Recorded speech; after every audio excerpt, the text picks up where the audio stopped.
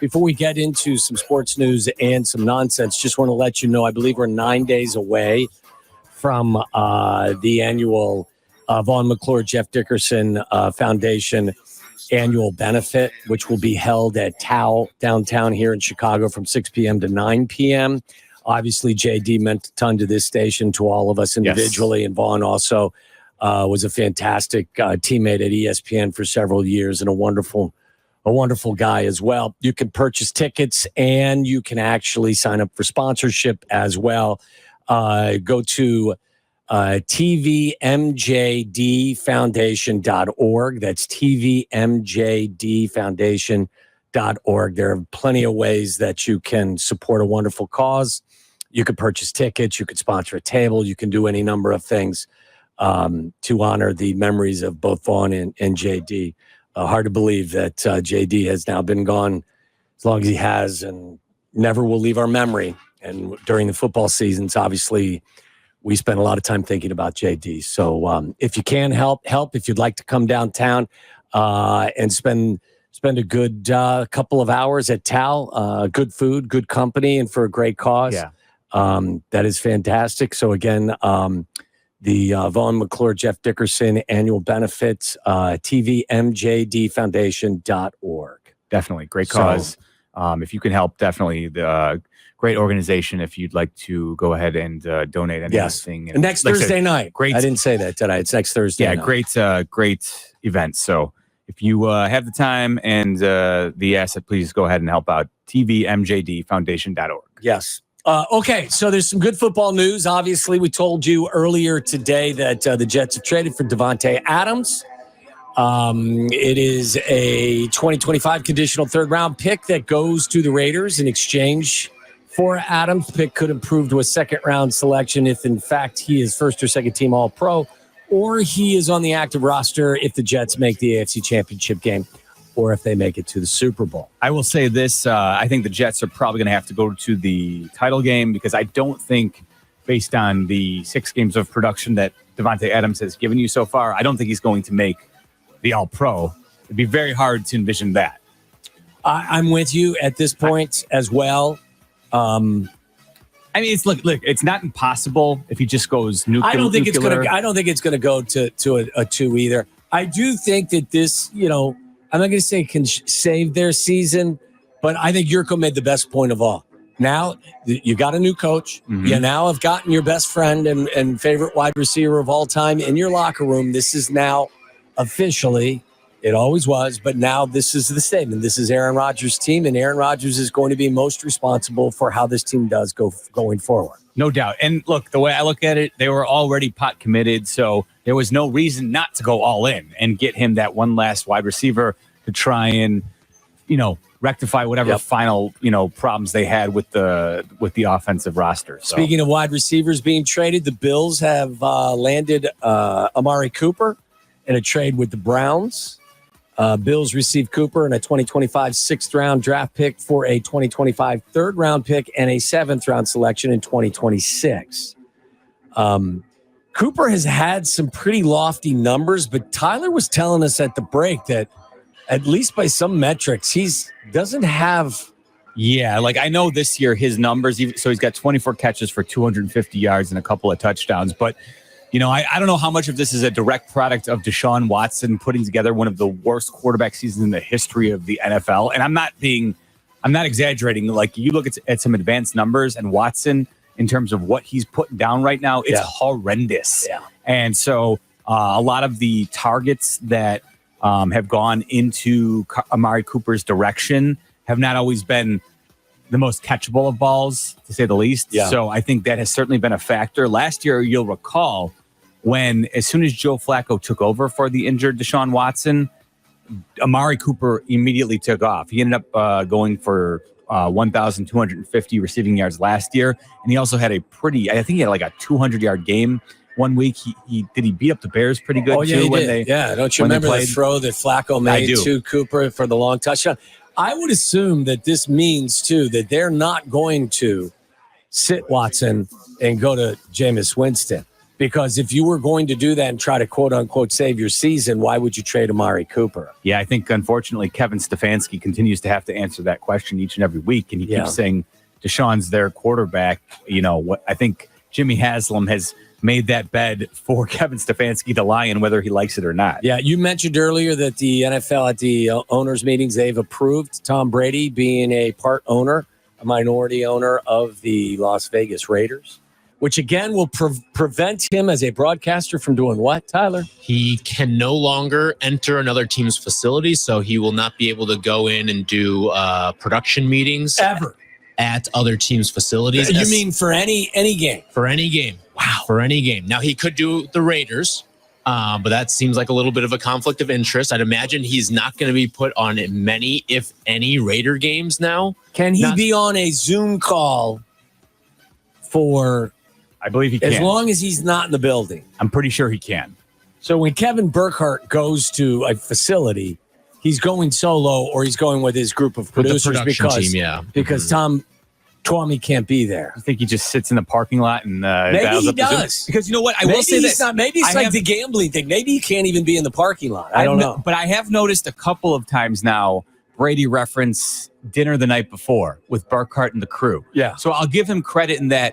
You know, he's saying, listen, Tom Brady's doing his homework. No doubt. And I'm not saying, but I'm saying I think too that chemistry is important with your team, you know, to make sure that you guys kind of like, you want to have a good working relationship. You don't just want to be the, you know, the GOAT QB who just, you know, appears game day and shows up and does the broadcast. I think it's important to create that camaraderie with the crew. And it does seem like he's doing that based on the, you know, the little, anecdotes he's giving us during the game so far. I wonder if he's getting better. I have not heard really much of his presentation. Tell you what, I don't think because he's only been doing Cowboy games for the most part, I don't think he's had much of a chance to really show a whole lot because the Cowboys have been getting housed so frequently that by the time the second half is starting, there's not a whole lot of, you know, what I think he would excel at. And that's kind of giving me a breakdown of what I'm seeing, what you're seeing. Put him on a game where there's some exciting young quarterbacks where he can break it down for you. By the way, that's what I would want. One of the other things he's not allowed to do now also is criticize officiating. Oh, Jesus. Which, as a game analyst, is a pretty big thing there. Speaking of officiating, you said that as our college football expert, you said there has been an adjustment to the rules in college football based on what happened last Saturday night in Eugene. Yeah, so the NCAA is expected to pass a rule. So for those who don't know, you may have noticed at the end of the game. It was my dirty yesterday. It was, yes. Dan Lanning took a timeout in Ohio State, Oregon. Dan Lanning, head coach of Oregon, took a timeout with 10 seconds left in the game, clock running. And it was kind of odd. Like, why wouldn't you just let the clock run there? And 10 seconds left with the Ducks up by 1 point. And Ohio State having the ball. Mm-hmm. And Ohio State was around midfield at that point. Lanning intentionally sent a defense out there with 12 men on the field to prevent any sort of big play because he looked at it as, you know what, it is more advantageous for us to cede 5 yards as opposed to... So why only 12? Why not 13 or 14? I actually thought that. Why not send the 13th out there unless... Theoretically, would the game be stopped in that situation by the officials? But I guess you'd still give the offense the opportunity. Well, part of the way that it worked out too was he sent the guy on last late. Second. Yeah, that's true. He sent the guy on late because otherwise it would not have done anything. Yeah, the defense had lined up and he then he didn't push him, but he was like go. He gave him a go. Yeah, pretty much. Go onto the field. So now the NCAA is expected to pass a rule which by this Saturday may be enacted too. Crazy. It's the fastest the NCAA has ever worked on anything here. If something like this were to happen again and the 12th man is put on the field, the clock would reset to where it was along with the 5-yard penalty. So Ohio State would have had 10 seconds instead of 6. You know what? I'm for this because if you find a flaw in your system, the old loophole, you know what? And it needs to be closed. Close it sooner rather than later. Yeah, it's been exposed. You wouldn't want this to be something where the rest of the season people are on the lookout for it, right? Like, last few seconds, let's try and prevent the team from getting into field goal range. Throw that 12th guy out to the field. We'll take the 5-yard penalty. Mike Tomlin is considering starting Russell Wilson. He's getting first-team snaps in practice this week. How do you feel about it? Well, as a Bears fan, I feel like this is a pretty strong indicator that we're moving away from the Bears landing a 4th-round pick from the Steelers. Some people would look at their situation and say, this team is 4-2. Why would you make a quarterback change now?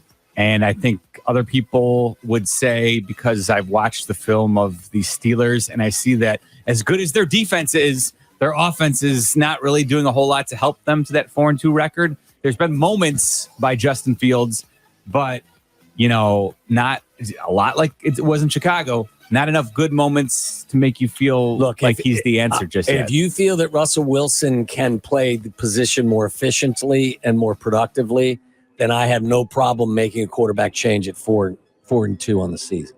Tyler, you for this move? Have you watched a lot of Steelers football? Yeah, I have. My roommate's a big Steelers fan, and he's already done. With Fields or with the team? Yeah, with Fields. He's not necessarily. How did he feel when they traded for him? Well, if you remember what the situation was at the time, he was cool with it. And again, don't get me wrong. Like, I've watched a lot of their games. He has not made a ton of boom goes the dynamite mistakes. But there's there still have been sacks. There have been some fumbles, but open receivers or NFL open. What I would say is there hasn't been enough production for a team to not try to get more out of a guy who has a resume, albeit from several years ago. Well, the other thing, too, is there's still glaring physical mistakes with, he's got receivers up the seam or tight ends up the seam, and he's going to throw them a laser instead of a ball with a little bit of touch. And if he just has a little bit of touch on these balls, instead of incompletions or passes that go off these guys' hands, they would probably be touchdowns. And they get the Jets this week. They're hosting the Jets on Sunday Night Football, so that was going to be a juicy game. We'll all get to watch that during the Bears bye week, so we'll see how it goes. Well, it feels like Russell Wilson will probably be the starter. And by the way, go ahead. One more thing, though, with Fields, too. When you're talking about the 51% of the snaps, remember, there's still going to be plays for Justin Fields. Yes, and I don't believe that Mike Tomlin's never going to sabotage his team to protect a 4th-round pick versus 100%. A 6th-round pick. Yeah. If he's making this first decision, versus second round. Yeah, this isn't going to be a decision made based on the compensation that's headed back this way. You're right about that, but I do listen. If Fields was playing a little bit better, it would be easier.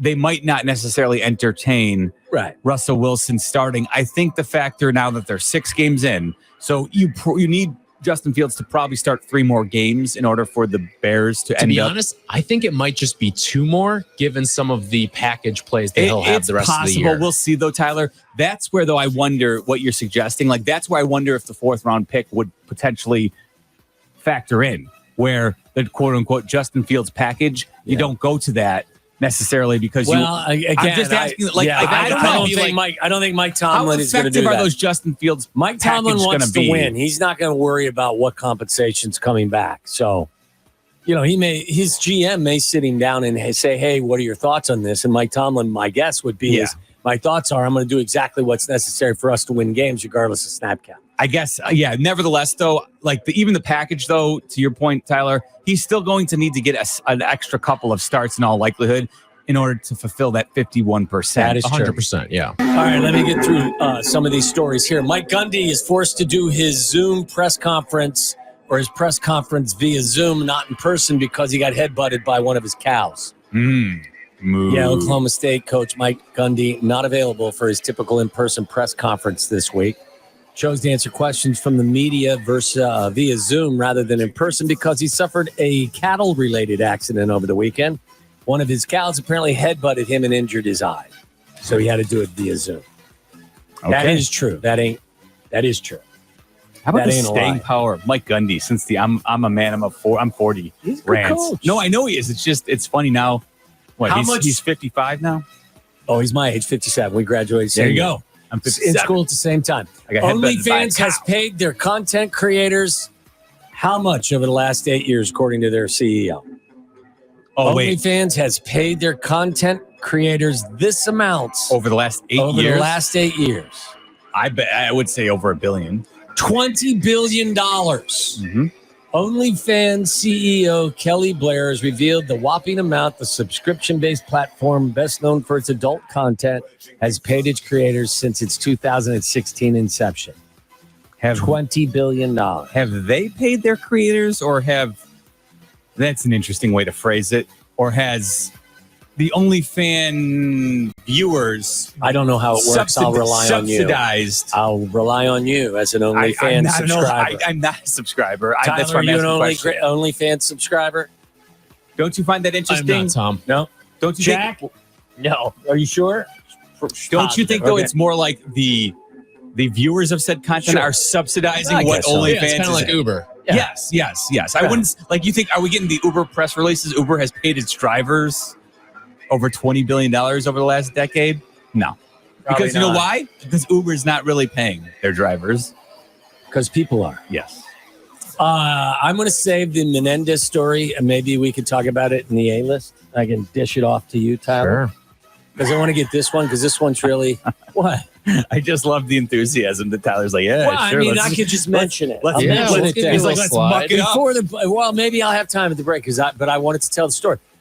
See what Wilbon thinks about it. No.